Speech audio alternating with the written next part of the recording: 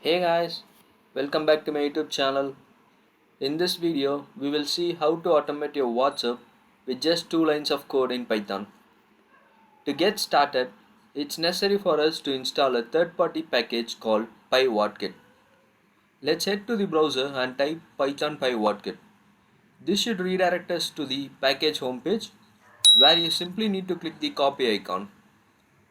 After that, open a command prompt and paste the copied data. This will install the package for us.